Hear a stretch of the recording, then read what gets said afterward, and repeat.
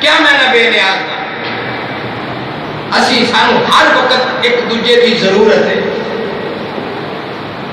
کہ بھی کوئی ایسا کلمہ نہ بول دیتا جائے بیوی ناراض ہو جائے، کتے بچے نہ ناراض ہو جائے، کتے چودھری نہ ناراض ہو جائے، کتے سردار نہ ناراض ہو جائے، کتے رانا صاحب نہ ناراض ہو جائے، کتے نمبردار نہ ناراض ہو جائے، کتے فلانا نہ ناراض ہو جائے۔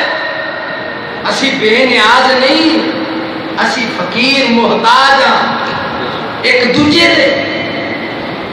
صرف ایک ذات بے نیاز ہے، اللہ الصمد، اللہ بے نیاز ہے، کوئی پرواہ نہیں ہے، نہ بیوی نہ دے بچے، کوئی پرواہ نہیں۔ لم یلد ولم یولد ولم یکن لہ کفوا احد، ان کی پرواہ ہے اللہ۔ فرمایا جتھے بیت اللہ شریف ہے اے دے اتے ستویں آسمان تے بیت المعمور ہے،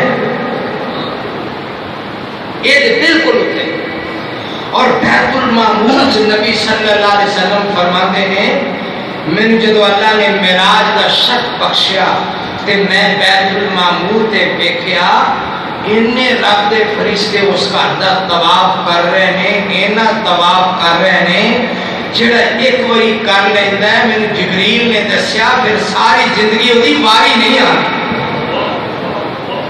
فرمایا رب نے کسی دی کیا ضرورت ہے، وہ دے کر دے طواف واسطے فرشتے کافی ہیں۔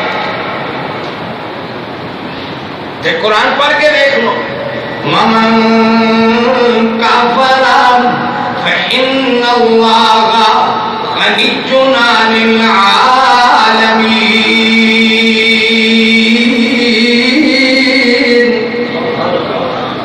جنہیں میرے گھر دا انکار کیتا، جنہیں میرے گھر دا کفر کیتا، جنہیں میرے گھر نہ آیا، جنہیں میرے گھر دی زیارت نہ کیتی، پرواہ نہیں ہے، پرواہ نہیں ہے۔ فَإِنَّ اللَّهَ غَنِيٌّ عَنِ الْعَالَمِينَ،